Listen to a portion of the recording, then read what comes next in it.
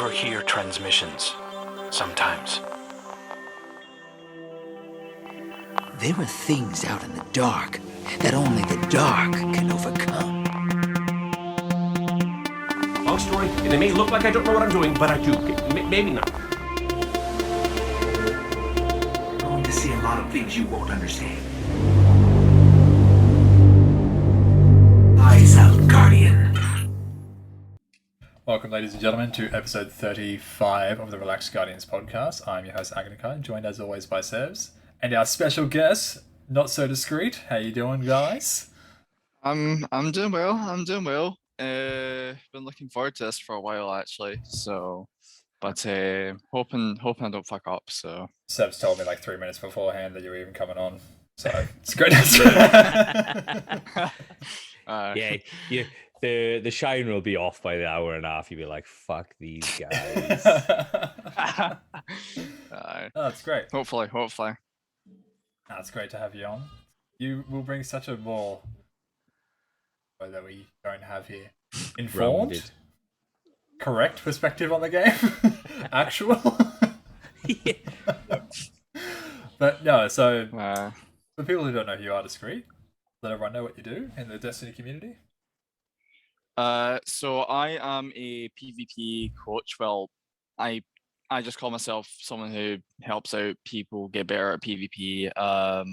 Well, I think I have gotten to a stage of coaching anyway. I've been coaching for the past 3 years, and I've helped over 500 players, improve, get better at the game. I myself wasn't always the best at the game, but the more I kind of learned into the whole system schematics of the game, I feel like I kind of gotten better at it, kind of known a lot more about map awareness, etc. And now I've started doing coaching. I used to post like wee LFGs on Destiny 2 communities, and literally just try and see if anyone replies. And I've had a lot of people kind of reply. A lot of people ask if it's free, and I've always said it's free. I do not consider it to be a paid service, because the paid service people, I tried one thing and they just had no idea what they were doing. So here I am. Awesome. So when you say you coach, give us a quick rundown of what coaching would be, like 30-second breakdown. So coaching would be looking at a player's gameplay, which is why I do like 1v1s to see how they go. I'll normally, before we normally start, I normally ask someone what they want to improve on, what they think personally, and then I'll go, okay, we can do that as well. But if I also notice anything else, so if I notice that their movement is a wee bit slow as well, or their aim is a wee bit iffy, and then I'll kind of point that out as well, and then I'll take them into a second private match to show them some more movement tips, some more aiming tips, and just try and go over what I personally see as well. So Cool. So what is the length of time from start to finish? How many? Is it a couple of training sessions, or is it a week or 2 weeks? What's the goal? So back in 2020, I used to actually do personal coaching. So I used to coach for one person for at least a couple of days. So I'd coach for a minimum of 2 days. So literally just kind of give them sessions by sessions. I would play with them in normal Crucible games, just have like a general conversation, ask them how they've been doing so far in PvP after I helped them out for the first time, and then I would kind of just kind of going on and on. But I would not, if I was normally doing like one sessions, if they seem to be all fine by me, by what I see from them, I would normally say it would be about an hour. So I kind of do like one game, like one private match, and then I would take them into a game of control or elimination, and then just kind of speak to them from there. So Okay. as I do tend to get a lot of people, so He does actually, Curly. Fair play to you. He has got a Scottish accent as much as you have, buddy. Still in the motherland. You can see the Right. bright sun behind See the him. sun outside. So would you touch base with them again afterwards? Like after say, all right, here's the tips that we need to get that you need to do.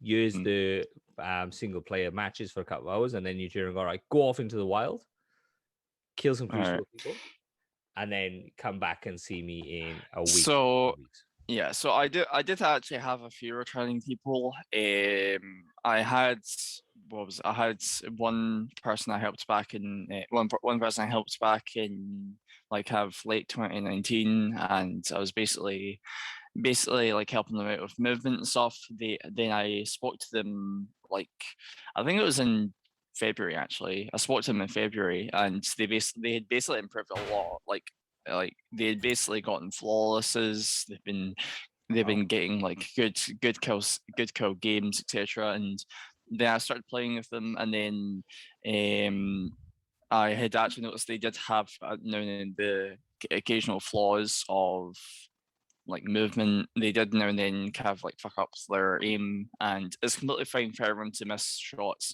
Not everyone's gonna be like a human aimbot. So, but I do certainly get some returning players as well. So okay, to go from requiring Crucible help to getting flawless, that's a fucking hell of a jump. That's a crazy hey, monster. It's also just kind of giving them the kind of brief details of what Trials is like, or Iron Banner. So if someone was I do get these questions asked a lot. It's like, how do I get flawless in Trials? And I literally just say it's not only just trying to help yourself improve, but it's also trying to help your teamwork improve. So if you're playing with a team of you and your friends, and you've like not been into Trials like as much, the more you get into work with your teamwork, your callouts, then your callouts will be good. Like if you just kind of help your teammates with certain gunfights, you'll be able to win certain gunfights.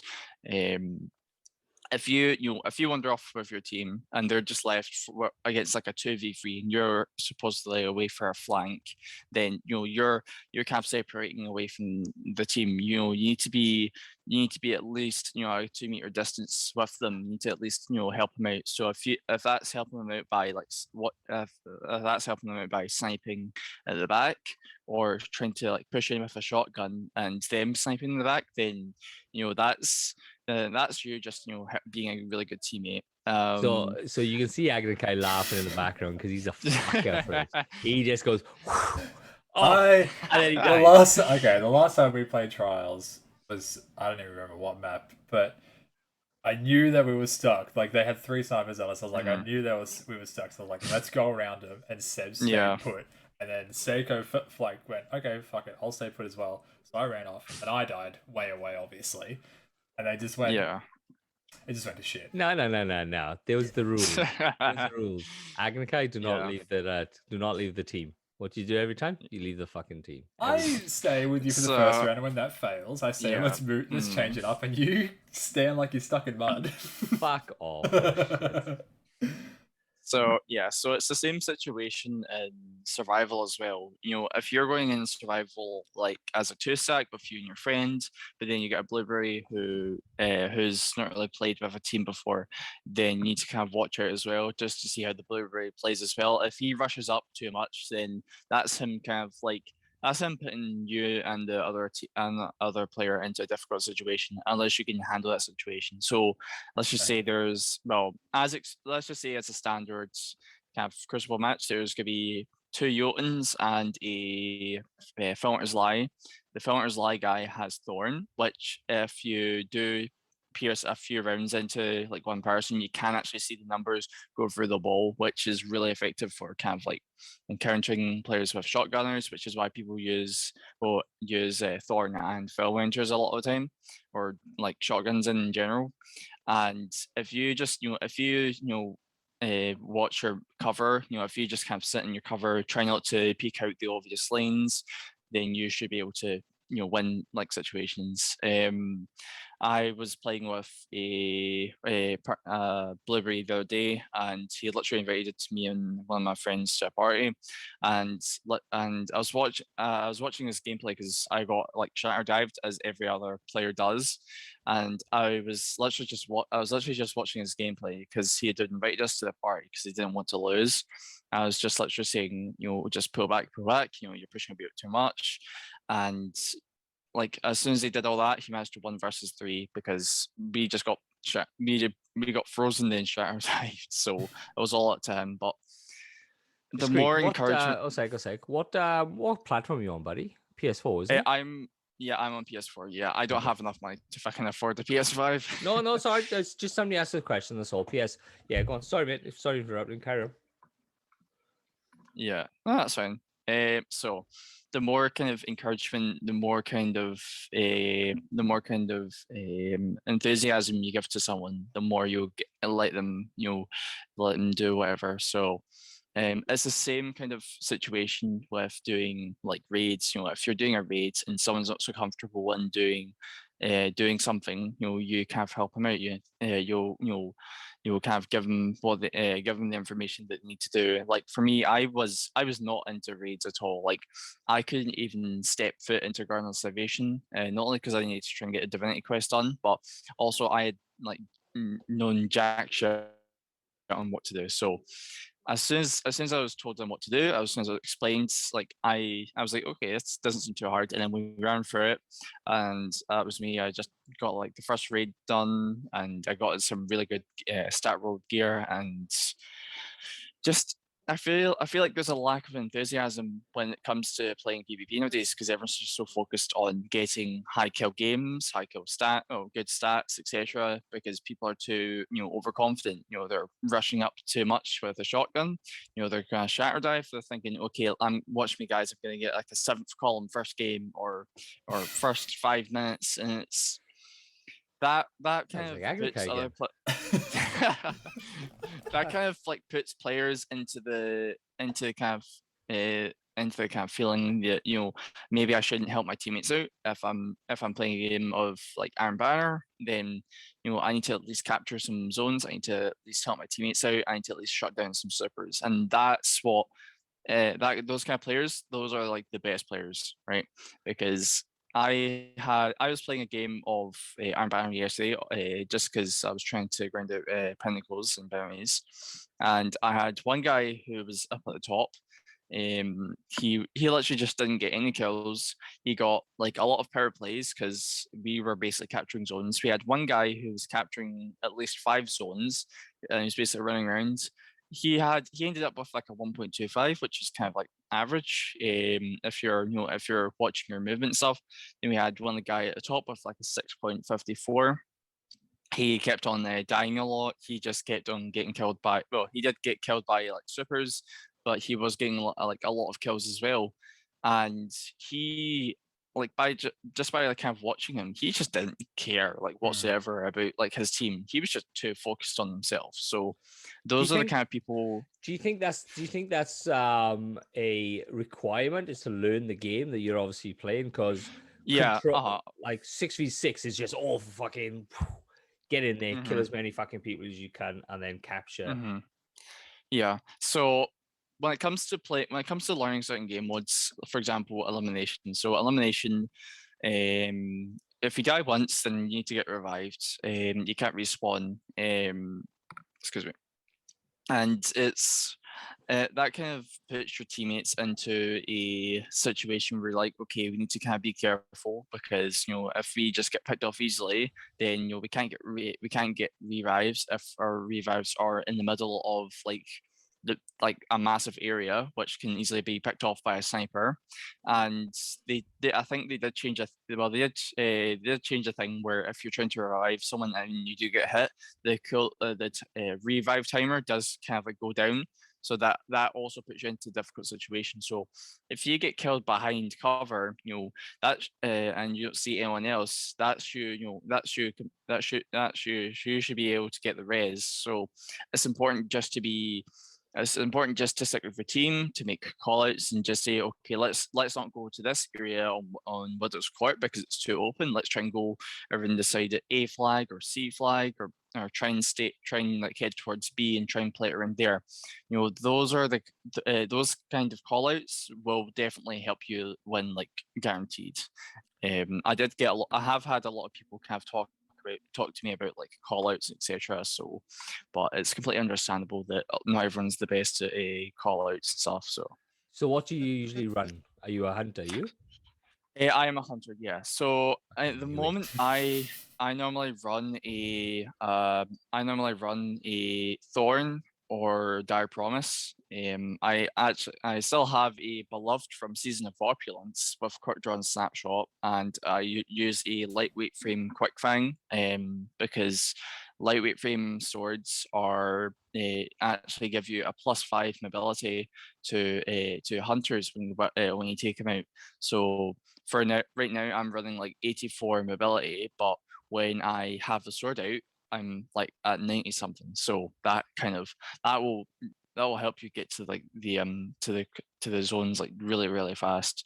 I have been using like other weapons as well. I recently just got the Eye of Soul, a good roll for once, and I've kept the Palindrome, which I've been loving recently. So I do now and then use shotguns occasionally if I'm playing like 1v1, someone else is using a shotgun, just so they can don't feel lonely if I'm just like if I'm like kind of peeking down certain lanes, and they'll just kind of walk out with a shotgun. So I'll try and match with what kind of loadout they are using. So okay. So take it right back to the beginning. How did you go from I'm just playing Destiny to I'm coaching PvP?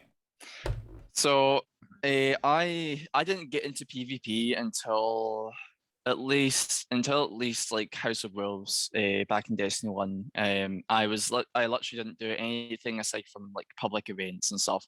And it's a funny story. When I was quite young back then, so I about like 1 o'clock in the morning, because my dad let me stay up for a wee bit. I actually bought Xbox. I used to play on Xbox 360, and I bought Xbox Live Gold on my dad's bank card. He was furious, and he basically came in and he was like, you spent 12 quid on my bank card, right? That's it, no games for a week. So I was like annoyed, but the thing is, I did have a chance to play PvP, and my first game on, I think it was like a 2.5, and I was using like a fusion rifle, a scout rifle, and stuff like that. I mean, I did tend to have a tendency to rush up, but I mean, the players weren't as good back then because everyone was focusing on raids and stuff. So, but and the more I kind of got into PvP, the more I started loving it. I then, after I moved house, I basically got a PlayStation 4. I then just kind of went, okay, well, I'm gonna try and do my best. I'm gonna try and play like well, and then I started looking at videos like of other players. So I've been looking at Cammy Cakes, Grinder Jake, all the other top tier players, and then I did then develop a sense of gameplay knowledge. So and this is something I've been trying to master. So I've been watching Cammy Cakes for a long time, since he was doing Destiny 1 videos. And one thing I noticed in Destiny when he was playing Destiny 2 is that he throws a trip mine and then shoots it mid-air, which is like on another level. And it's like, how the fuck can you shoot a grenade mid-air and it kills someone? That's just so. But that's yes, that's still something I'm trying to master as well. But it's I was more into doing raids. So in Destiny 1, I used to do raid Sherpas. So I used to help people for Wrath of the Machine because it was like the easiest raids to do. I did just stream it a lot of time as well. So I think one time I had like 20 viewers on Destiny 1 section. I was literally just helping people with raids and stuff, and that's what I used to do before. And then after I'd gotten my account stolen, and which had like my first ever flawless, which took me 3 years to get. Oh wow. And as soon as I got that, I'm not joking, I was legitimately crying. I was like, thank fuck. So, but the whole kind of process started back during like Destiny 1, so not Destiny 1, Destiny 2, sorry. And I was like, okay, well, I'm gonna try and see how well I can do. And then after a couple of years, I was like, okay, well, I could probably try do some coachings or helping people for free and then just see how that goes. And the first couple of posts never really got replied to, and then like a few months later, people started replying. So it would be like one occasional like raids player or one like newer player. So those are the kind of main people I get asked by to help now and then. So Yeah. Okay. Have you ever thought about going towards a paid version? Or would you no, want- no. So as much as I see, paid stuff being obviously now and then successful, I'm looking at all the other people now and then like charging for like trials, carries, recoveries, etc. Now, I'm not a big fan of doing that stuff because some I look at their stuff sometimes. They're like, okay, well, if you pay this a certain amount of money, I'm gonna help you get flawless on for your characters. And I was hearing this story from one of my friends. He actually got scammed of his account. So because he basically tried to tried to log in like 3 days after the account was supposedly serviced, and he had lost all of his trial stuff. He had like god roll weapons, etc., and he reported it to the Bungie developers and stuff like that. And like the support team, they didn't do anything. So, and it's also the fact that I look at gameplay and more the case. It's gameplay and how they speak to people that kind of really that really kind of has an impact on me, because if they speak to someone like saying, oh, you need to improve on this, you need to improve on that, don't use a sniper, use a shotgun, like those are not the players that should be helping like coaching whatsoever, because they're too focused on what they use personally and they recommend, right? Because they're recommending the better weapons. I've been using like fusion rifles and stuff like that. Like I rarely see that many fusion rifles aside from Telesto nowadays. And like the paid services, like if you're doing raids, go on the LFG. You don't need to pay to get like thingy. You don't need to pay to get a raid carry, right? You've got people to speak to, you've got people to laugh with.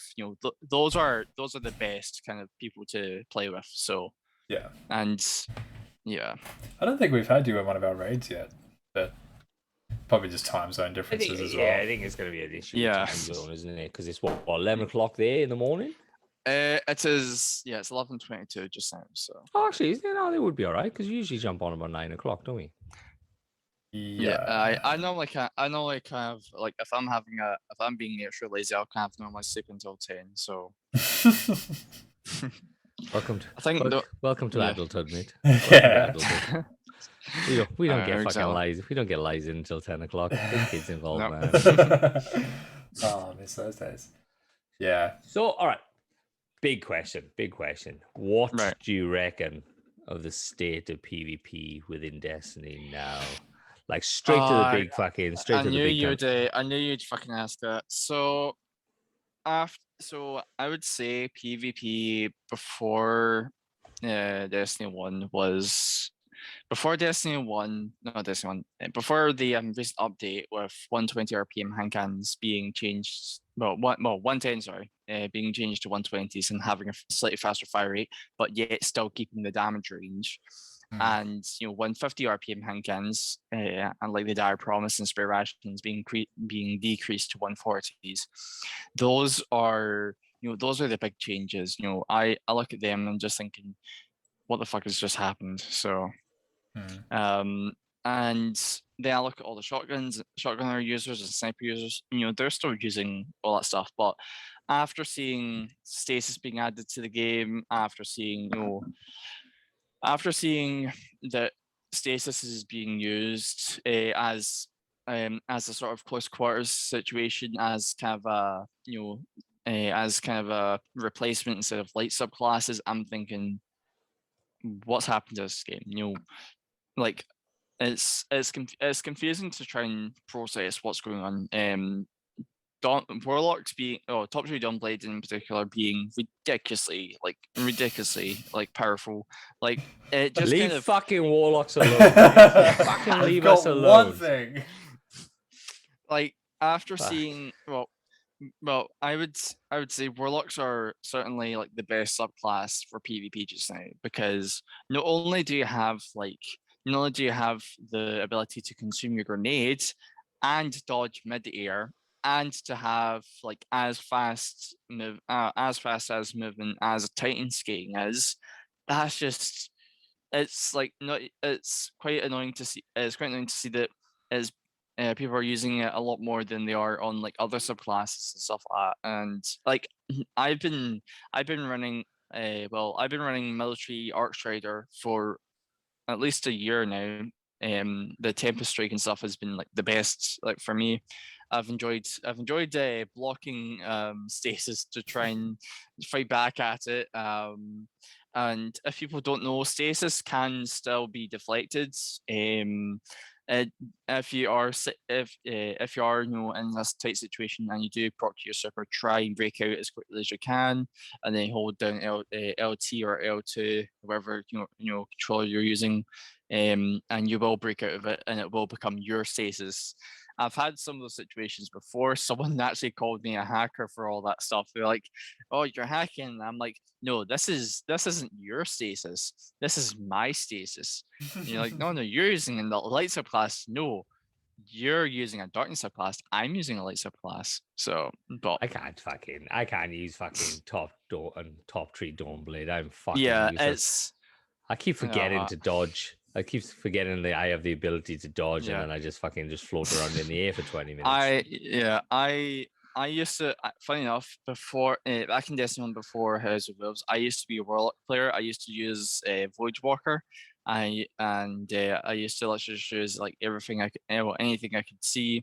And then after seeing after getting killed by hunters and stuff, and seeing how powerful they were in Destiny 1, I was like, okay, let's try and see how it goes in Destiny 2. No, fuck them. Well, not Destiny 2, in Destiny 1. Fuck the hunters. Down with the hunters. Hashtag nerf hunters into the fucking ground. Dang, I shouldn't have come up in this podcast anyway. Fucking leave fucking Warlocks alone. Hashtag fucking kill the Titans and hunters. Titans. Yeah, so fuck no. Yeah, they're fucking strong little cunts. They yeah. So I would say, like, after seeing like the other classes as well, Titans I'd say are very interesting as well. They can be just as fun as Warlocks are, if you're using the right gear as well. I've been using Bottom Tree Sunbreaker with the Sunspots, and I've been using them with fusion nades with the, I'm trying to remember the name of the gauntlets are. I'm just gonna pull up one sec. I've forgotten what they're, exotic gauntlets that Titans use, and it's ridiculous. They're really, really, really fun. Ash and Wake, those are the ones. So basically your fusion grenades will explode on impact, and if you get someone weak enough, you can then just throw our fusion nades, kill them. That's you sitting in a sunspot, or you could use the new Shadowkeep exotic boots for Titan, which make it last longer, which then give you the potential, if you're using a high impact tank can, to then 2-tap, or even better, 1-tap. And that's when Titans get really interesting, because like the creativity of subclasses and builds is far from Destiny 1. Like, far from Destiny 1. You can literally create you can literally just look at any subclass and think, okay, what can I make from this? What can I use to have fun? And that's where it gets interesting for Warlocks, Titans, and Hunters. So I could just hear all these Titans like sprinting for the fucking controls, like, give me Sunspot now! Have we got any Titans in the Discord? I don't know. I think we got a few. I think Dan. I think there was. We did a raid yesterday last night, and I think there was one. We had 3 we had 3 fallen star guys yesterday in the raid last Right. night, and they fucking wrecked. Fair play. Yeah. Roll for Titan. Flying hard to Titan. If I'm on a Titan, I'm doing it for the fucking lols, and I'm doing it to ruin people's runs. Ags looked like someone just slipped a digit in his ass. As soon as he started going on about sunspots, I was like, Fuck. Yeah. But yeah, so the creativity, I see like a lot of people using the same stuff, like the same transversal steps, student marchers, stompies, etc. Those are good for movement and stuff. But have you ever thought about having fun in the game and using something different? I've been using a build recently for Khepri Sting, which are hunter exotic gauntlets, and if you use either middle tree Night Stalker or bottom tree Night Stalker, you can basically throw a smoke grenades. If you go invisible with the bottom tree, you can see people through walls for a brief second of time, and that's really, really fun for playing like 3 versus 3 or 6v6. And even if you've been even if you have been quickly suppressed and then someone's coming around the corner, you can still annihilate them as long as you see them through the walls and stuff.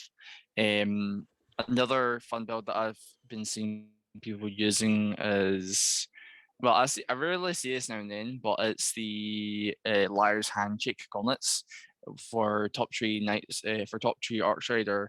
And basically, if you get a melee kill, your damage is increased, and then when you dodge, you get your melee back, and etc. And you can get to the potential to one hit melee a warlock in like a Thimi Phoenix Dawn Rift. So yeah, it's ridiculously fun, ridiculously powerful, but it's it's a case of not only was it sorry?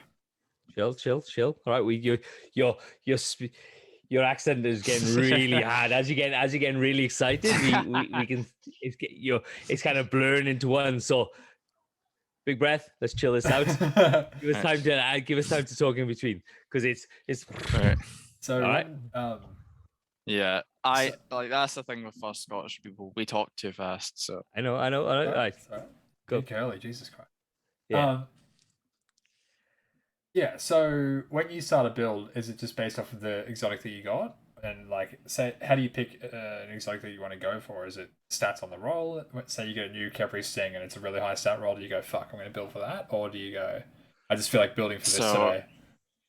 Yeah, so it depends on what kind of thing you're thinking of using. So if you're not so confident with going up front and using like a shotgun build or something, if you're thinking of just sitting with your teammates, as I was saying earlier, and just helping them with getting the match, with winning the match.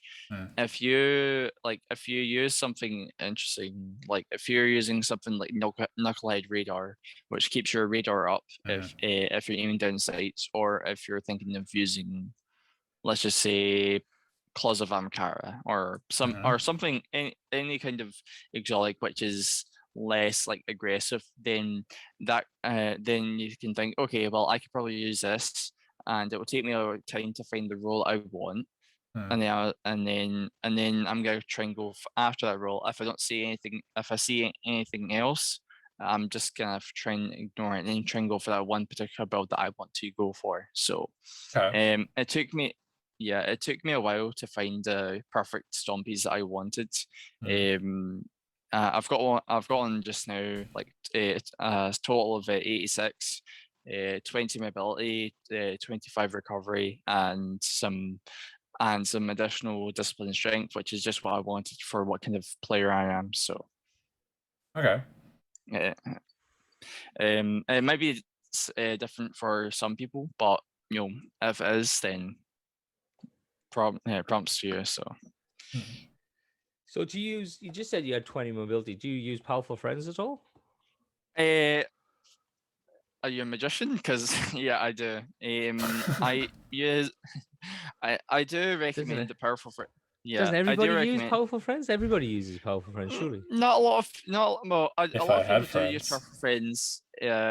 It is a ridiculously powerful mod. I mean, Hmm. you get a plus 20 mobility. So I've got a cloak with like 32 mobility just now because I've got the plus 10 on mobility, and then I've got obviously Powerful Friends. But it's a really good mod if you're if you're trying to slide about, or you're trying to get your class ability back like fast. So it's really good for a mod. So. Okay. So, okay. Walk me through, like, I don't know how to phrase this question anymore. Walk me through like an initial start to your loadout sort of thought. So like you get in and you just load up Destiny. It's like, I've got this Knucklehead radar. How do you go through the process to get to the build and the sort of setup that you would want for that specific exotic or weapon? So I would first kind of look at obviously the stat rules. So if it's a low mobility or low recovery but quite a high intellect, I can think, okay, well I could probably pair this up with something similar like a Night Stalker. I can go invisible, and then I can then see my radar even when I'm aiming down sights with whatever weapon I'm using. And then not only if I still get kills and capture points and control, I can get my super a lot faster than usual. If you're using something that if you're using a particular weapon like a hand cannon, you can easily just kind of pinpoint which kind of area you want to focus on, which kind of gets rid of your tunnel vision. So that term is basically you're focusing on one particular area. You're basically focusing on a big massive circle. You're focusing on the first enemy that's directly in front of you. You're not focusing on anyone who's in the background or to the side who's fighting someone else. You're focusing on that one player in particular, and that then will kind of give you the idea. Okay, well maybe I need to help my teammates out. I need to maybe, try and see where the enemies are going, try and see if I can cut them off with a sniper or a shotgun or a fusion rifle, wherever, and try that kind of then puts you into a situation where like, okay, well, I want to help my teammates out. I want to try and help myself just stay alive. And that then, that then will get you to a situation where like, okay, well, what should I use? How should I use it? Why should I use it? So Okay. So you get a new guy. Just say you get one of our guys. You look at his. You'd obviously go into 1v1, and then you would have a look at his loadout. What is he comfortable with? What type of build he's looking for? What obviously stats he's got on his yeah. So you'd run him through everything. So yeah, so if I was looking at stats, if they have a fairly decent amount of recovery, if they have about 60-70 recovery, which is it's recommendable, that's that I would say your mobility is really good. If they've got a high, let's just say if they've got a high intellect, that's also very good as well because you want to get your super faster. If they're using something like for the Warlock's Controversial Hold, if they've got a build going around that and they have a low discipline, I'll look at their other armor and see which one has the lowest discipline. I'll just say to them, if you're going for a Controversial Hold build, try and get something with a high discipline. Let's just say at least 20 discipline on your like chest piece, your boots, your helmet, and I'll kind of point out to them if you've not thought of that before, then I'll just kind of think a lot of people tend to forget about one item piece that they will need, and that then will put an impact onto now and then their gameplay, but it's also just kind of their mental state as well. So how they think, how they see, how they hear, and all that other stuff. So okay, so you suggest even on that how you hear, because it's not Destiny's not COD where you can modify your headset to listen to footfalls. So usually we just fucking screaming at each other trying to go. Yeah. So so the thing is, if you pay attention to sound, you can hear. Let's just say, for example, you're doing a 1v1 against your friend, who's a Titan. He's playing bottom tree striker. He throws a lightning grenade. You can hear the sound of the lightning grenade going off, right?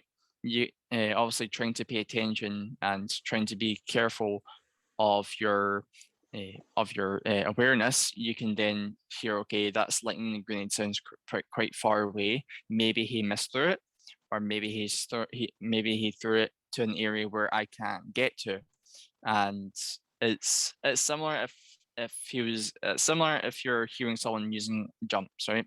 If you hear a warlock jumping up in the air, or a Titan jumping up in the air, or a hunter jumping up in the air, you can still hear the sound effect of like the Titan lift, or the warlock glide, or the hunter jump.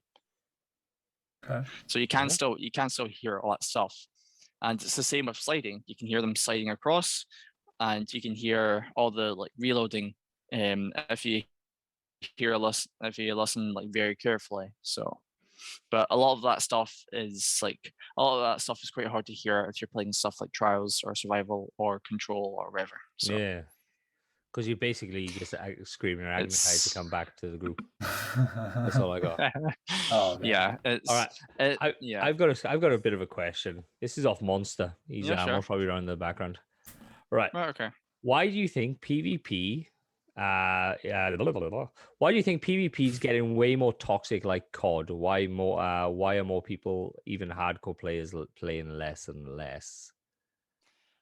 I personally think that, well, if you compare games to COD, if you compare Warzone, you go into Warzone, if you get killed by someone that you obviously shot a couple more times, they might have gotten the first initial shots, right?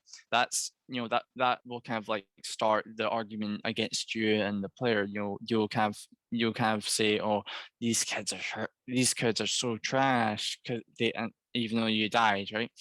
You then compare it to like other games as well, and you kind of think, okay, well, what did I do wrong? Why do I think I've done something bad? What could I have done better? And I don't really see any of that anymore. I used to see it now and then in Destiny 1 during PvP, but then now in Destiny 2 it's kind of slowly decreased because people are focusing, as I was saying earlier, focusing on self-improvement and not focusing on being encouraging to your teammates or having passion for yourself. And overconfidence can be a weakness. If you're overconfident, you're rushing in, you're trying to get as many kills as you can, you're running past a point that your teammates are capturing, that's you making yourself into that situation. You're making yourself annoyed. You're making other people annoyed, and that's when that kind of has a chain reaction of toxicity and insults, etc. So it's been like that for years in games, and I can definitely see why it's quite similar with Destiny 2 and other games. Like, you will always get people being toxic. You'll always get people being insulting. You will now get people being kind and saying, the chill. It's just a game, and those people are trying to have fun, right? If you're trying to have fun and your teammates are calling you shit, just ignore them. That's all I'm just gonna say. But toxicity in games is something that's going to be around for a while, at least until everyone's about 50. Is that let's just say that I'm toxic? No, I was just saying that all I took away from that is I'm shit because Sebs keeps yelling at me, and I'm going to absolutely accept that that's what you were saying to me. Alright. So you feel like toxicity is obviously abundant in all video games. Is there anything on Bungie's end that you feel like they could do to change the way competitive works to make it more appealing to more players to get back into the game? Like I don't want to say fixed trials because fixed trials is just a term that everyone throws out and then expects it to fucking work.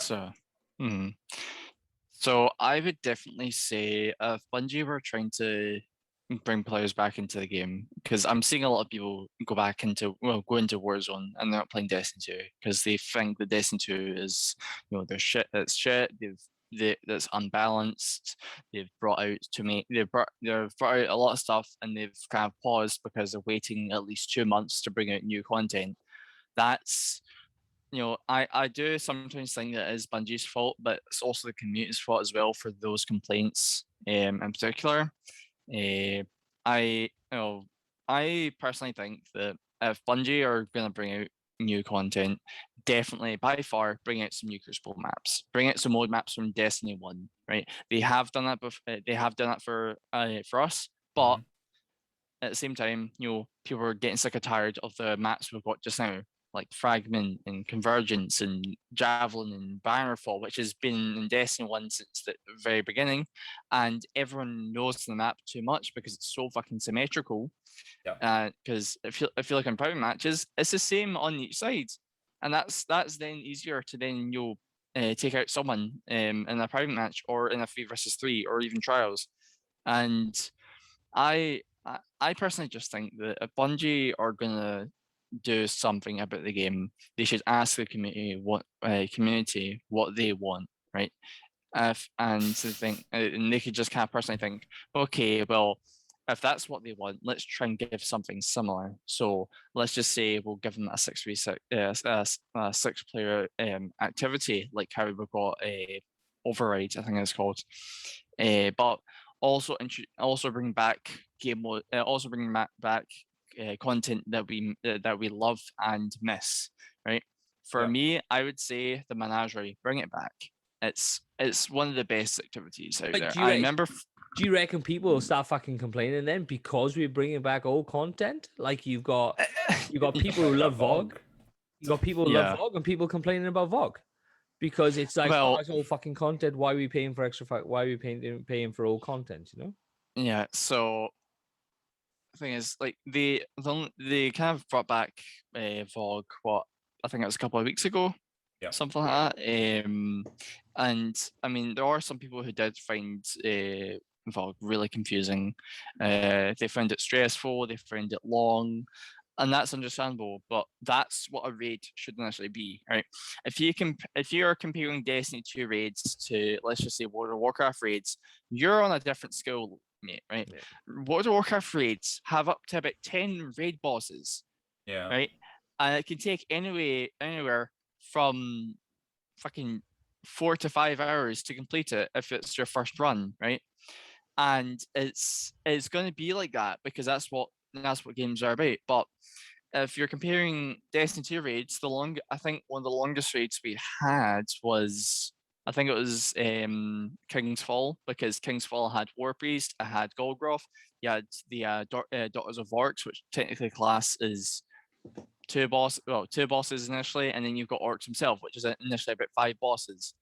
And Last Wish is almost on that level of length, especially when it comes to Vault.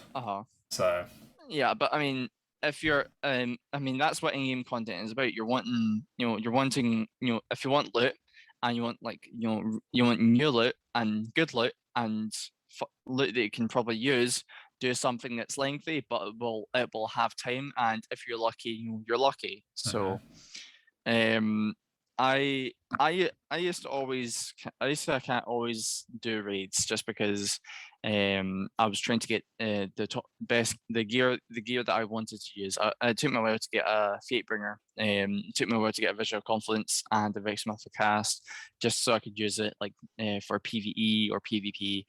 And like, no matter what content Bungie will bring out, you will get complaints. Of course. You're not fucking wrong. Yeah, I personally think I kind of like the Override event, but I feel like having just 2 chests at the end should should really just be it should really just be it should really just reward you with like 4 items or 5 items if you've got the ghost mod on Mhm. or if you've got a ghost mod on. But they need to kind of look at their content and think, okay, well, if we do this, that people are going to be disappointed about that. People will like Iron Banner. That's why we've brought back Iron Banner. But if they're not bringing back, well, if people are not enjoying like the old Iron Banner look, or they're not enjoying the new Iron Banner look, how it's just like a shotgun, a high impact sniper, and was it a Suros hand cannon? That's then, as well as the heavy machine gun. That's when people just think Iron Banner is just going to be Iron Banner. There's just going to be people who are going to be at max power. They're just going to have all this good stuff, and they're just going to grind it in 6 stacks because they want to get the best stuff. And that's when you need to release stuff for not only players who are casual players, but you also want to have something that's free for free to play players. So that's kind of when you need to kind of look at what kind of stuff you want to have in a game. So it's hard to get that. It's hard to get that. Yeah, that line where you go, all right, for free for players, but then you've got, because obviously VOG is free for players. Yeah. Then DSC is no longer Pinnacle, and we paid for that. Yeah, I don't know what kind of stuff they're going with like peripheral gear, and then in brackets it says tier 1, tier 2, and you're like, what the fuck? Why not just say 1310 gear if you're doing this activity, 1320 gear if you're doing this activity, and then like or just kind of Pinnacle gear for this activity. That then confuses people, because if there's no point in doing bounties if you're going to get something that's like 2, 3, or even 5 levels lower than your current your item that you're wanting. Don't start I can see some. I can see someone start that bollocks with him now. He'll fucking have a fucking whack to you. So watch it. I'll pop a vessel going down that road again. But he's right, and I'm even like feeling this now because Kay started playing in the past 2 weeks, and she was 1100 start 2 weeks ago, and she's like 1200 now, and it's like fuck. Yeah, we get her on, and it's like, what do you want to do? Well, we can't do override because you're not 1300. We can't do raids. We can't do. Crucible's alright, but it's like she doesn't really like Crucible at the moment because she doesn't have any weapons that she enjoys. She's got all blues. So she feels like she gets stopped. And it's like, we just basically gotta fucking run strikes. And it's like, strikes are getting very, very, very boring. Yeah, I suppose you're not wrong. It's like, fuck, what do we do to get you to the point of let's get you into this endgame content? And it's like, but you just do the Crucible for the free. Do Crucible for the 3 Pinnacles, you bug out, don't you? She needs to start. I understand she's going to be doing. I understand that Iron Banner is out and there's 4 Pinnacles, but she's going to get fucking rolled in Iron Banner. Well, the thing is, also feel like won't do anything for her because they're just going to be 2 or 3 above her, but she'll still only be like 1250. Maybe, but if you have that attitude, she's not going to get anything. That's what I'm saying. It's like, no matter what she does, it's like it's the world's slowest grind to get her up to just the content that she wants to play with us that we're all playing right now. You know what I mean? Like she's so far behind. I personally think that if you're doing a certain activity, like let's just say you're doing strikes, and you've done your 3 strikes with the same subclass as the modifier. You've got your Pinnacle. Your Pinnacle is somewhat decent. You could save that for an item that you want to try and upgrade. But then you continue to do strikes. I feel like you should get, if you're lucky, another Pinnacle, or even 2. If you are really lucky, right? That then will kind of encourage players to do a certain activity a lot more, to then just grind out even more. And it's hard with like a lot of other things as well, PvP especially, because PvP, you see people going in 3 stacks and 6 stacks into Crucible.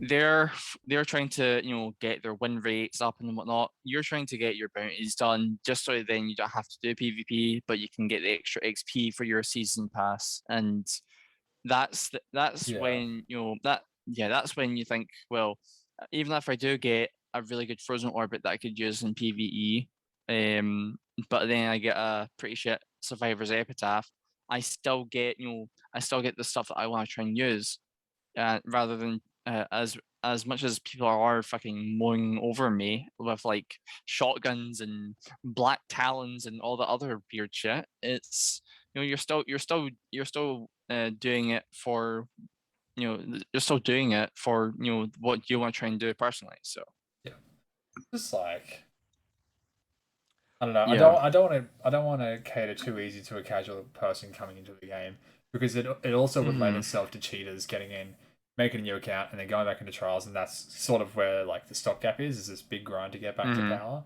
So I understand that, and I just wish there was some sort of like boost you could do every once in a while to just like have like an initial skip in a step or something. That's why they need to bring the same tier system that they got in Crucible and Gambit, and bring that into Strikes. Because once you do your 3, that's it. That's your pinnacles. At least if you can do them, then you can have that every 2 levels. But you need the ranking as well. Like not just the materials you get from leveling up the vendor, but like that going from Brave to Brave 2, you get like a half decent powerful job from that as well, and that'll boost you as well. But you can have, surely they'd be able to use the same like Gambit thing, because that's of harder grind than Crucible. Yeah. In theory. Gambit, you have to, the max ranking Gambit is 1500, and it is a very long grind, because you're the amount, even if you have a 5-win streak, you're still gonna get like, no, even if you do your bounties and you hand in your bounties, it's not enough. It's not enough rank to even get you close to 1500. It took me a while to get to 1500 myself, because I was literally looking at all my seals and thinking, okay, which one am I closest to? And then I noticed the one for dredging, and I was like, okay. I was like, what do I need to do for this one? And it says reset your infamy rank. I was like, oh, shit. And then I literally was like, okay, I'm gonna see if I don't get a team, then fuck it, let's see how I go. Because the thing is with Gambit is that you don't lose rank if you lose a match. Sure. It's not like the competitive where if you're trying to reach Fabled, but then like you're 1 match away from Fabled and you lose like a couple of you start losing matches, that's you're then gonna just say, okay, fuck this, I'm not gonna play this game mode anymore. I'm just gonna go play some strikes. I'm gonna go do some raids or whatever.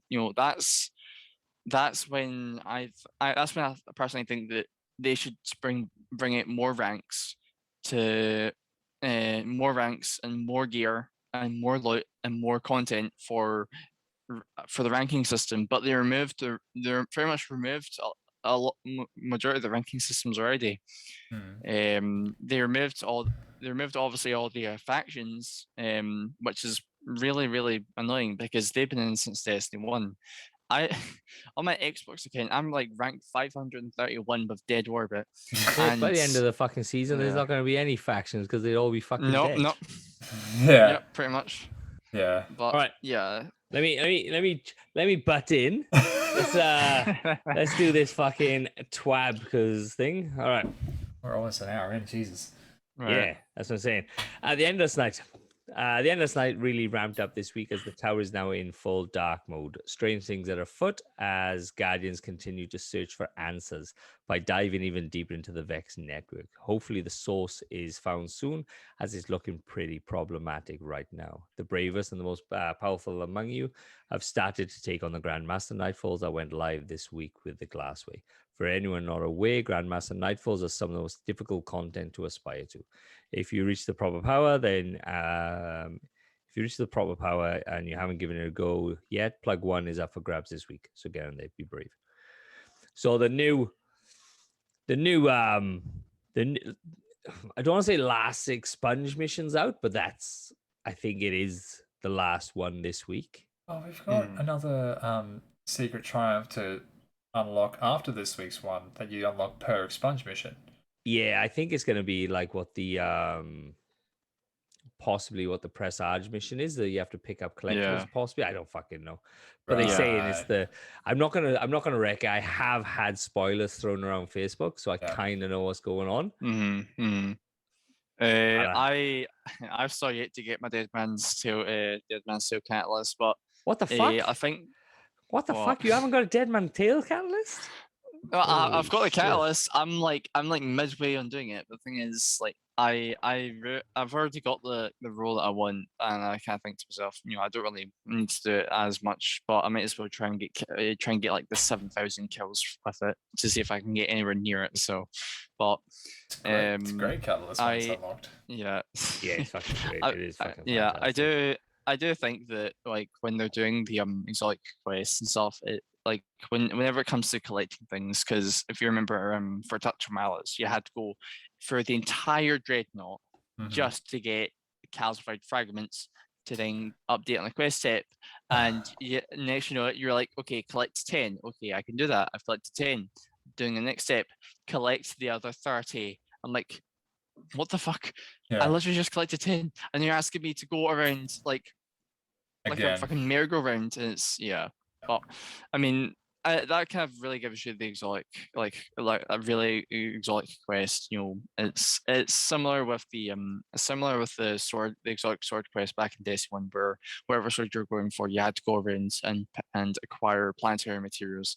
Now, that's that. In my opinion, that's what you kind of call like a quest. So yeah, they don't make them like they used to, but they also don't make raids like they used to, and exotic weapons like they used to. Look, that specific exotic that we were talking about was like, if you don't want to fucking, if you don't like the way D2 is, no, fuck off back to D1. No, I'm actually glad that I don't have a gun that I can only use in one specific fucking encounter that nearly kills me anyway. Like, just irritates me. Let me finish this fucking. Sorry, go.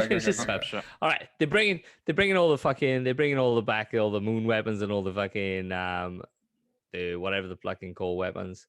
Back in January, we announced that 4 weapons from Dreaming City and 4 weapons from the Moon will be reissued with new perk pools, but have not brought them back yet. In our next update, currently scheduled for the 7th of the 6th, or the 6th of the 7th, whatever the fuck it is, we'll be reissuing the remaining Moon and Dreaming City weapons with new perks.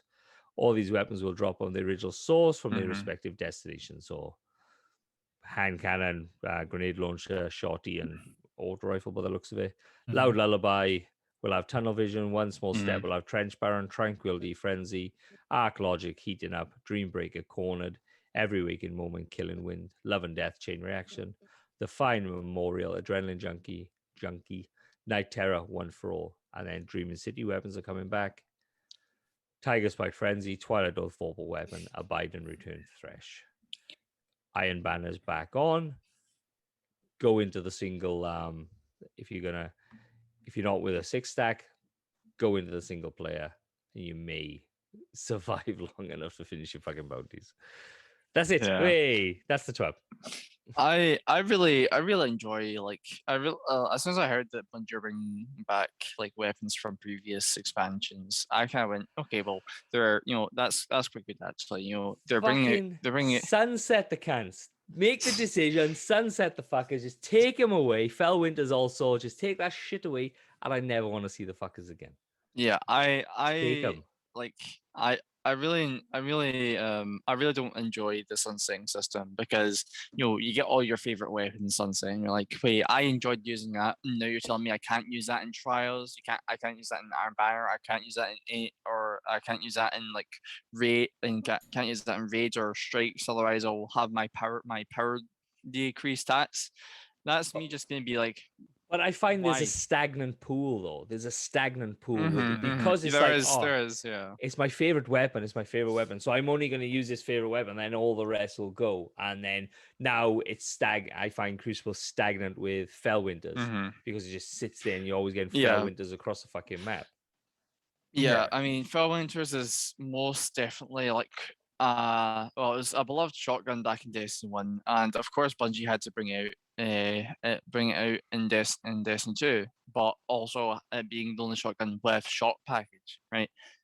I'm just thinking, why not bring back bring back the shot package frame, but give it or perk or give it to like other shotguns and make them more interesting as rather than fucking what's it called, rather than just Firewarner's Lie, because You're like just swapping one for the other. Then you're just swapping another shot for another shot. You just got a different fucking name. Yeah, but then people start using like other weapons just aside from Firewarner's Lie. So yeah, but how do you get people off Firewarner's Lie? How do you get people off shotguns in the future? I don't know. Just bribe them. Give them like oh, we'll give you like 2,000 silver if you can fucking delete Firewarner's Lie and never claim it back. So I feel like I'm not a big like... yeah. We heard that. If you delete your Felwinter's, Discreet will give you 20,000. I didn't say me. 20,000 silver. Say Give you. Just throw me an email. I didn't say that. No. All right, I've got questions because we're actually going to be running out. Right, no, that's fine. That's fine. This is off a guy I've been talking to. He's I think he's in our Discord. Little Tommy Trucker. Question. Right. Okay. I want to get good at PvP, but find it disheartening consistently getting mapped by shotgun apes, or jumped into 1v6 scenario by accident. Any ideas how to improve my game awareness and how to improve on gunfight scenarios? So shotguns are, well, they're basically they're basically the dogs, like the big massive Rottweilers of PvP. They're really, really powerful. And if the player you're fighting is really good with their movement, for example, they're a Stompy's hunter. They will just run and slide and jump up and just map you with it, right?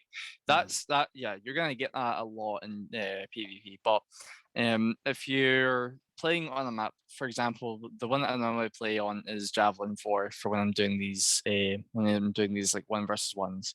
If you don't push up to the doorway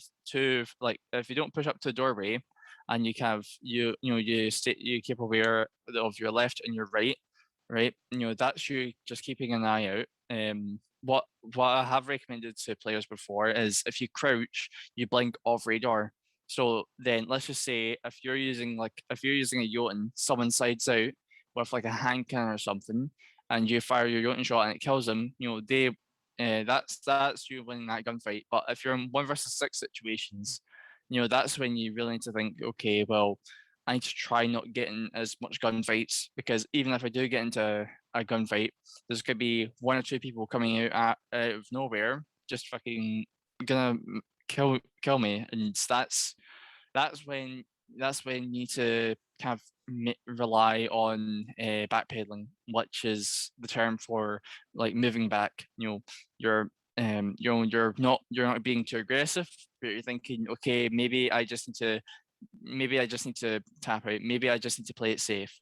And like if you focus on those kind of things, especially if you're doing like elimination and your teammates aren't surrounded by enemies, if you do like a big run around and the enemies are still focusing on trying to kill you, they're chasing you around, but you're close to your super, that you will have the upper hand if they don't have their super. So let's just say you're running a sentinel, right? You're running around, you're watching your cover, you're trying to be aware. The enemies lose you because they're trying to get you from another area, and you're crouching down. You've got your super, and then that's you can probably try in 1v3 or 1v2, right? But you will always get those kind of situations in any other games, and it is difficult to try and pull off like a 1v6 or 1v5 or even 1v1 situations. Though those situations are hard to pull off. So, little Tommy Trucker. Hit him up. He's in our Discord. He puts shout out. His Twitch comes up all the time. Give him a shout out, mate. He will run you through all your questions on one-on-one. Like I said, and for obviously everybody else out there, obviously if you listen to this, he fucking knows his shit. like hit him up. You will, like you said, it's only an hour, 2 hours out of your time. And look, if you can go from, if possibly you can get better to enough that you can even maybe go 2, 3 wins, 5 wins on trials. Fuck, man, that's 2 hours out of your time is more than enough. All right, I have another question. Curly Cameron is our Scottish resident who wants to be the guinea pig. I already spoke to him. I was actually meaning to play with him yesterday, but it was like 11 o'clock at night, and I was feeling pretty tired because I was running at least like 10 games of Iron Banner. So I know who Curly is. Yeah, I had to be chat with him, and I spoke to him, and I said to him, I'll get into a session with him when I'm available. And I was really, really busy with like Iron Banner trying to get that stuff sorted out. So, but yeah, I want to improve in all aspects of the game, but PvP is certainly the hardest to get good at. I don't know, you can't spell good. It is better to play. Is it better to play tons, or is there some way to correct bad habits and improve my overall performance? Do private match allow you to practice without the pressure of real gameplay? So if you're not so keen on doing Crucible, let's just say you're not so keen on elimination, but you play a 3 versus 3 game of elimination with your friends, right? That's you obviously having fun and stuff like that. But at the same time, you're already gonna know what your friends are gonna be running or your clanmates are gonna be running, because they're in like the party chat and you're just having a game for fun. If you're playing a game of, for example, if you're playing a game of the game Showdown, which is basically you can either get revived or respawn, and basically it's the first each round you need to try and get up to 10 kills. And as long as you play with your teammates, and as long as you help with gunfights, you don't need to necessarily get kills. As long as you put in a couple of shots to get a person weak, for then your other teammate to finish off, that's still you being that's still you learning to improve. And then the more you then get used to kind of helping your teammates out, putting in a couple of shots, the more your aim will improve. That's what I used to always do. I used to always, try and at least put in a couple of shots of like one person, and then next my like teammate would finish them off. So, but if you're playing private matches, in particular Rumble, then Rumble is going to be a lot more interesting, because if you know how your friends are going to play, or if you know how some randoms are going to play, like just by looking at the loadouts, just by seeing them in the background, shotgunning someone in mid-air, that kind of gives you the hint, okay, these guys are really, really good. Maybe I should try and play it a bit more safe. And that's the thing, if you play against really good players, or if you play against like players that are like above average, then you kind of get that glimpse of saying, okay, maybe I need to try not to push up too much, because they're going to be expecting me to do that. Maybe they need to expect the unexpected. So yeah, because I find playing 1v1, you can kind of know that certain people are going to push up, where if you play Control, say, that you will possibly learn, because they your mates, the way your actions of your mates, to how they're going to come up. Aghanicai is going to be off by himself, but if you play other people, then there's a good chance of having the chaos factor where you come around and go, oh fuck, there's 50 guys there. All right, we have to. I think yes. I'll sec. Don't speak. Because I miss this guy, and this guy fucking put a shout out, and he's been asking for these questions for a long time. So this is kind of been towards Aghanicai. All right. This is Grey Wolf 55. Should we encourage more build types, i.e. Erina's Vow plus Bow for the the 0.4 attack, or just accept that there will always be a meta based on Bungie's sandbox? Aghanicai. I don't think Bungie makes a sandbox. I think YouTubers make the sandbox. And the Discreet was touching on this earlier, where he was watching bigger YouTubers make and play their own way of games, and then a lot of people just copy what they're doing and go, okay, this is the way that I have to play the game. You know, so the meta to me is what you make it. So if you want to do an Ariana's Ver with a bow combination, fucking go for it. Well, this is the thing, because Aztec Cross was given a thing. So he's like, oh, all right, use my fucking build, my Warlock build for the new Glassway. And it was Verity's Brow Stasis, because he give you extra damage. And then he's like, no. This is the new Warlock build. Yeah.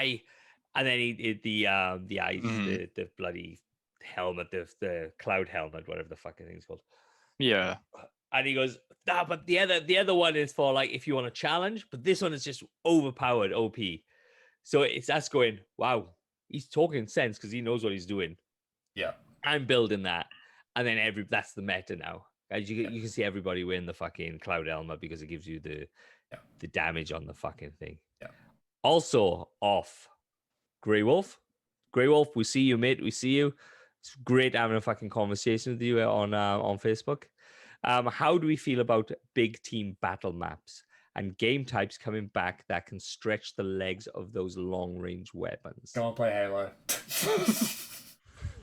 But do you think they should do like not a battlefield as such, but just longer maps, or is it that impossible? Bring back First Light and put the tanks back in it and let people play with that for 2 weeks, and then they'll go, fuck, I don't want to be running everywhere for my entire game. Fuck, I just died to a tank shooting me from the other side of the map as I was spawning.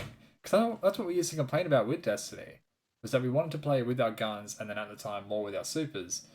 But now we just want more gunplay. So we're not going to really feel that if we go, let's just get bigger maps in the way. But do you think they should just, all right, if you want gunplay, you go into this game. If you want tank play, like Battlefield. So Battlefield is not just COD.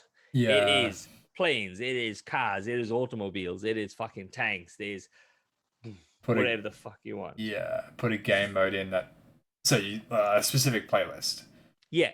Yeah. I used to always play Battlefield 3 on like PlayStation 3, and I would literally sit in nothing but a tank for like the past ever, and it was so fun. Yeah. There was the Battlefield 1 with the guy with the pigeon that went out the side, and then you just blow yourself up. And that was my favorite. That pigeon out the side. Boop, boop, boop, boop, boop. Wow. And then, if it was in that rotator playlist where like Mayhem sits, I think it'd be fine. Yeah. Yeah. We need more things to refresh that rotator playlist. Controls should always be there as like a entry point thing. We need new game modes in the rotator. If that's big team battles, go for it. If people play it, then fucking awesome. Like we need Crucible Labs back, really. I personally think that they should bring back the game mode Combined Arms, because that was literally like one of my favorite game modes back in Destiny 1. I remember getting the Never Speak of This Again medal, where you just literally sit in your Sparrow and you hit someone and you get a kill. Yeah. Right. That was that's what I call like top tier stuff. But it's also the fact that not only was it just fun because of the vehicles, but the game had a longer time because you had to get a higher score, right? That like you get games nowadays. So for Iron Banner, the score limit is 125. For Control, it's 150, and you're like, why is Control more than a seasonal event Iron Banner? That just doesn't really make any sense. Just make like Control like 125, or even just have them both the same, like both 150.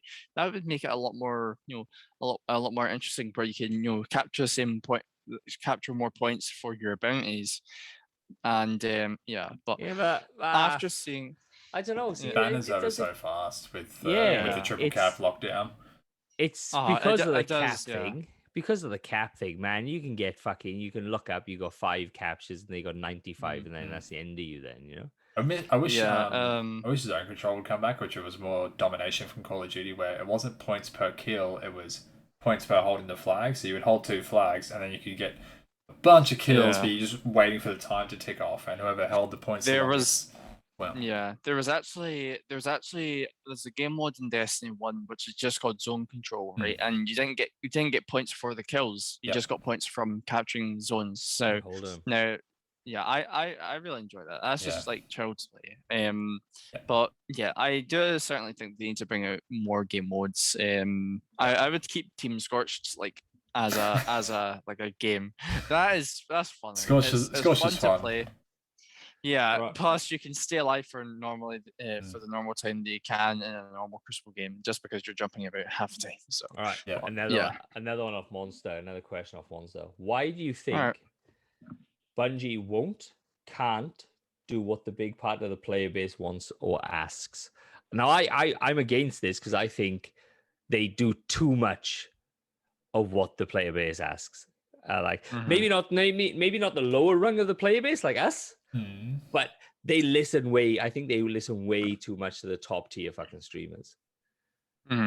Well, it really the thing is Bungie kind of I think they now and then pay attention to what people are saying on the forums, but when it comes to just kind of looking at stuff, they kind of just go with like what the obvious people kind of post on like YouTube or even Twitter or Facebook or Instagram or whatever. Like I don't really say Facebook because Bungie don't really pay attention to Facebook stuff, but they tend to kind of focus themselves on the obvious stuff. So if someone's just commenting saying, "Oh, Crucible needs to have more maps," but it's been posted for like the past 2 days and no one's replied to it, Bungie will be like, "Okay, we're just gonna ignore this person." But whenever someone seems to get more and more attention via like people commenting saying, "I agree," or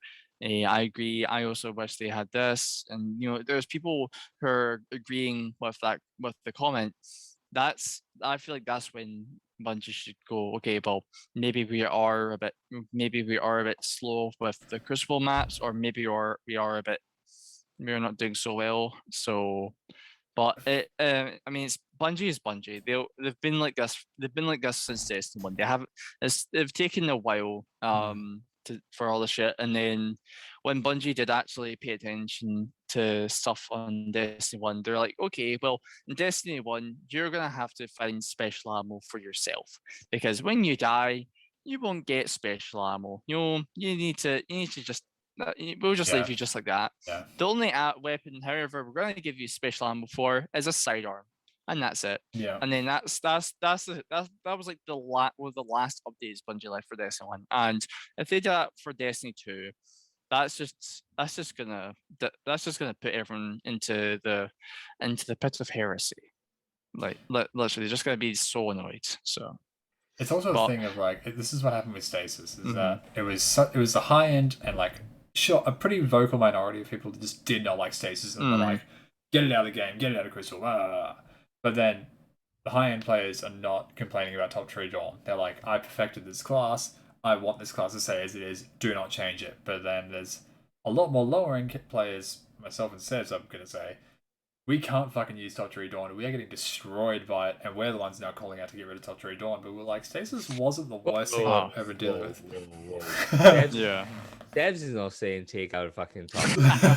There's everybody out there. Sebs is pro Warlock, man. How's the Warlock? So yeah, so when all these kind of like when all the top tier players make these complaints, to be honest, I don't think they think about all the newer players or the kind of more casual players like yourselves. So they're kind of primarily focusing on the PvP community and stuff like that. They're not focusing on new players. If a new player was to say, okay, I'm gonna try play this subclass, like and you're basically like, okay, I'm gonna play Dawnbreaker. I'm gonna say, let's try this first one. And he discovers how to use Warlock movement, and he finds it fun because if he's playing strikes and stuff to get his gear, he can get out of sticky situations if he's in a boss fight, right? And he'd be like, okay, I wish this class, and he'd be like, okay, I wish this didn't get changed or anything. But then like a couple of weeks later, oh yeah, guess what? your movement speed has been decreased. You don't get the perk from when you're consuming your grenades, and we're just gonna affect you in this way. And then he's like, okay, well, I guess I'll resort to using this one. And then next you know he doesn't like it, and that's gonna have that effect on a lot of people. For me personally, if they change either, but I've been using a subclass recently. I was using Bottom Tree Gunslinger, and I've been loving the throwing knives. They're like the kills I can get are so unexpected. I literally kind of sit about and thinking, how the fuck can I get a throwing knife kill from that range, from that from literally not using any effort whatsoever? And yeah, that's what I enjoy. I enjoy fun subclasses, not the mega PvP sweaty subclasses that everyone seems to use, like Bottom Tree Striker, where basically if you melee someone, you get your health back and your damage is increased, right? That's just like over the top pretty much. I wouldn't say it's over the top, but it is still a fun subclass. But some people tend to abuse it with like the commonly used weapons in PvP, and then people who aren't so used to using those subclasses, who are like new players or like raid players or whatever, they'll kind of go, okay, well, I'm not gonna play this game mode if people are just gonna be using the same stuff that I want to use. But yeah, it's kind of similar with it's kind of similar with the effects in the Overwatch. I played Overwatch a lot on Xbox, and there was like a lot of changes they did to like the healers, because I used to play a lot as like a healer. I would literally just sit back and help people, and then when they did a lot of nerfs, I was like, okay, well, this is going to affect me a lot. I'm just not going to play healer anymore, because to be honest, Overwatch is shit though, isn't it? I mean, it was good fun, but then when they added more and more heroes and shit, that was when it got shit. So yeah. All right. Okay. One more, and then we gotta go out. Yeah, that's it. That's all I got, man. That's all I got. They're all my fucking questions. I've exhausted them. I'm already warm. It's like 16 degrees right now. So, like, guys, we'll put How Discreet's Twitter, Twitch, and all that sort of good stuff in the fucking in the thing. Once the episode is up, I will put it up on Instagram with all his Twitch thing. If you want him, hit him up. He knows his shit. We're gonna get one of our guys. We're gonna get one of our guys to go in there and have some thing, and we'll see what the KD changes and see what we think. And then within a couple of weeks, we'll see if we can get him back and all that sort of stuff. Thank you, mate. Thank you for coming on. It's been fantastic. No worries. It's been great. Awesome to be here. Yeah. And just as a wee kind of extra thing, PvP is going to be like a risk/reward situation, as every game is. If you do something good, if you think you could do something good, you might end up dying or doing something bad in the process, and that's going to happen with every game. So that's just something I want to point out. So. Okay. But certainly hit me up. I haven't really been very active recently with coaching and shit, just because people have stopped replying. So just feel free to message me. My user is just that one just there. So I'm just gonna kind of slowly point. You're on the other side. It's over here. Anyway. All right. So thank you everyone for listening. Right. We have been the Last Guardians podcast. If you want to follow us anywhere, you can find us on any podcast platform anywhere. Follow the stream here at twitch.tv/agnikai_god. We stream podcasts every Wednesday at 8 p.m. Queensland time. I stream on weekends, Friday, Saturday, Sunday, usually raiding with the boys. I won't be streaming this weekend. I've got a production weekend this weekend, so I won't be here. But still, check out anyone in our Discord, Shawnee, Seiko, anybody that streams. They always do great stuff. If you're interested in the VOD of this, it is on YouTube at youtube.com/agnikai_god. I posted all there. You can see our pretty faces and me doing stupid shit in the background. People try and talk. Thank you so much for listening, guys, and we'll see you next time. Have a good one, guys. Thanks. Okay.